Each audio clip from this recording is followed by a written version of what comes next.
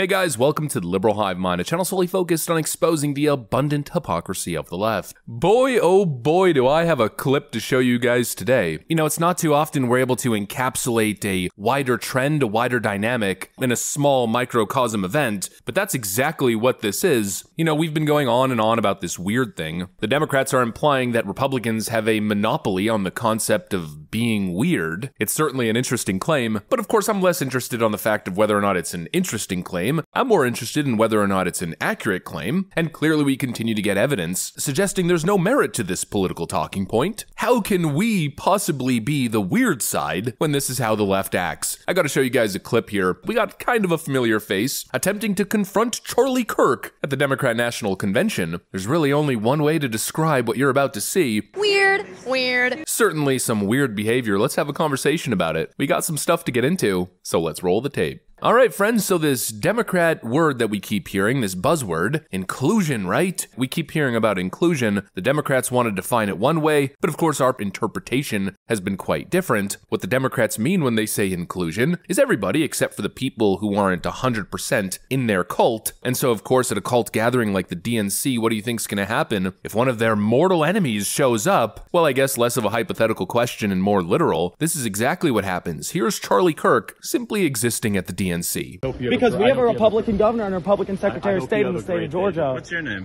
You said Parker? My name's Parker. We have a Republican governor and a Republican Secretary of State in Georgia that approved our elections, and Donald Trump said that wasn't constitutional. Relax. Donald Trump tried to undermine our Constitution. You're at 10. I just walked in. I'm here to just learn. Hey, you're an anti-patriotic, anti-constitutional person crashing our party because you tried to stop our democracy. I got one question. Donald Trump called the Secretary of State of Georgia and told him to find him some votes. What is a woman? Oh my God. That is weird, y'all. Maybe you should meet one. I'm married to one. Same.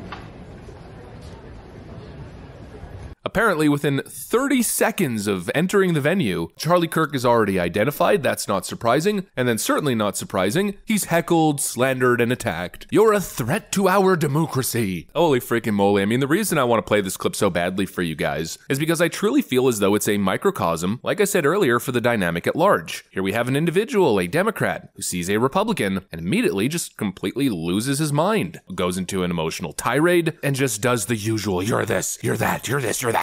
No actual explanation behind the claim, just simply regurgitating Rachel Maddow's talking point. And then, of course, when Charlie Kirk decides, well, is it my turn now? When he decides that he's gonna return with, let's call it the counter rhetoric. Oh my God.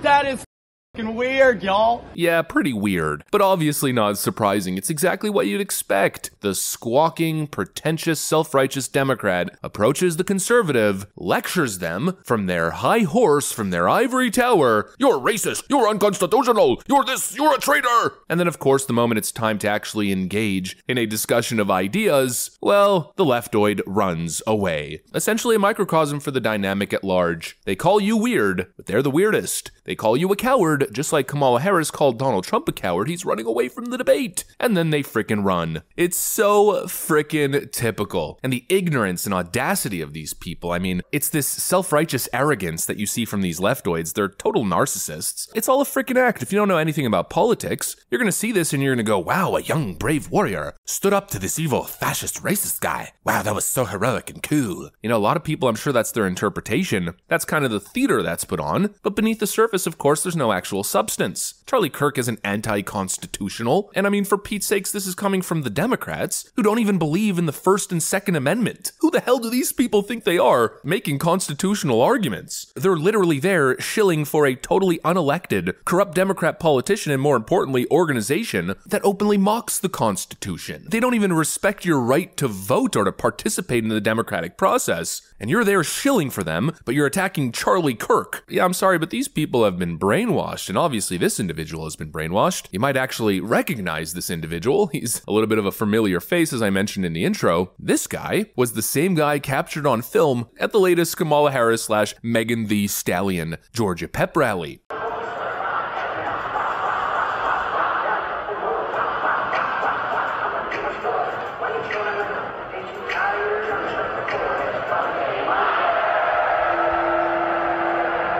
Yeah, I don't know about you guys, but that certainly screams weird to me. It's such a weird back and forth dynamic with these Democrats. The arrogance, the insults, I mean, the whole situation, it's just so incredibly weird. There's no other way to describe it. You know, it's yet again another curious case of your average, totally brainwashed Democrat. These people feel justified in their beliefs. I mean, when you listen to the kid speak, you know, it makes sense why he thinks the way that he does. Well, you know what? That's what the Democratic Party is. We're a big tent, and we're here to let people in and lift people up. I got involved in Democratic politics because I lost my dad as a little kid. I saw the impact that Democratic politics can have for people. I was on Social Security. His labor union, helped save my family from hundreds of thousands of dollars in medical debt. You know, it's a story that certainly pulls on your heartstrings, but there's stories that go the opposite way as well. Why are you voting for Trump?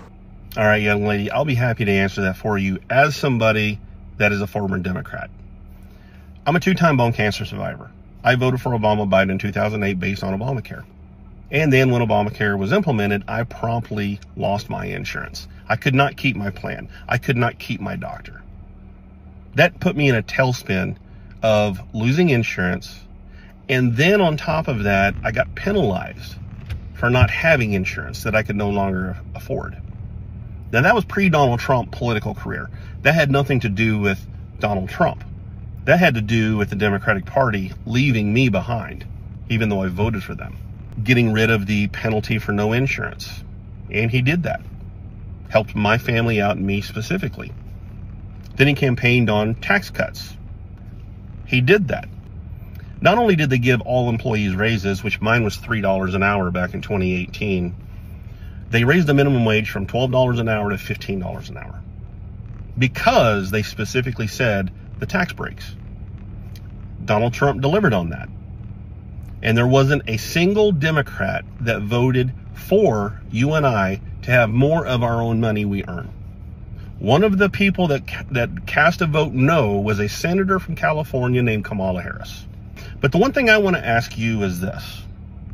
You look young, which means you're probably still on your mom and dad's insurance.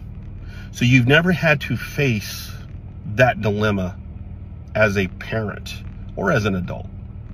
Also, you probably don't own a home.